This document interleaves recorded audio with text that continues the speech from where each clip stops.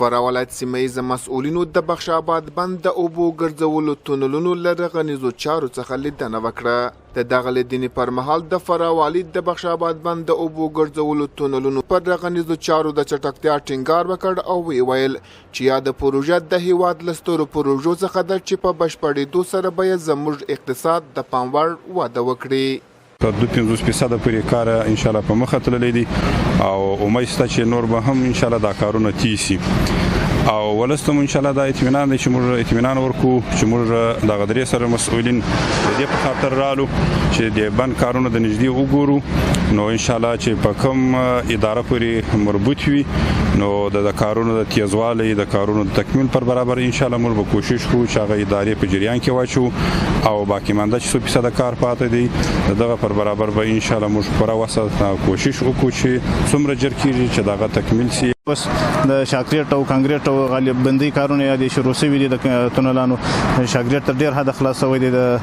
تونلانو وسته پر جالبندي شروع د غالبو کارونه هم شروع شوي دي او شاکریټ ماشینونه مو ورته ویل دي چې کم په ساحې کې حضور لري هغه 2 چنده کوي کم چې مونږ چې د شپې او د ورځې کار کوي هغه 4 چنده کوي چې په 4 یا 5 مرحلو کې کار وسی او په شخه باندې په شکایت باندې کار مخ ته ولاړ شي. بلخوا د بخش آباد بند ساختماني شرکت مسؤلین وایي د اوبو ګرځولو تونلونو رغنیزه چارې په 40 ساعته توګه روانې دي او د اړتیا ټول ماشینري سیمې ته رسیدلې چې په ټاکلي وخت به یې پاته کار بشپړ شي. ګاډرونه چې دي هغه هم 100% تکمیل دي. وایرمش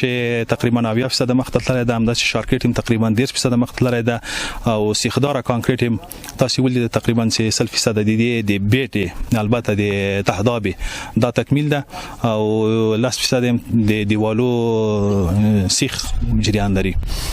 په مادي لحاظ باندې 52% مخ ته تللی ده او فزیکي لحاظ تقریبا 90% مخ ته تللی ده کار. باید وویل چې د اسلامي امارت په واک رسیدو سره په هیواد کې یو شمېر بنسټیزې پروژې بشپړ او تر کار لاندې دي.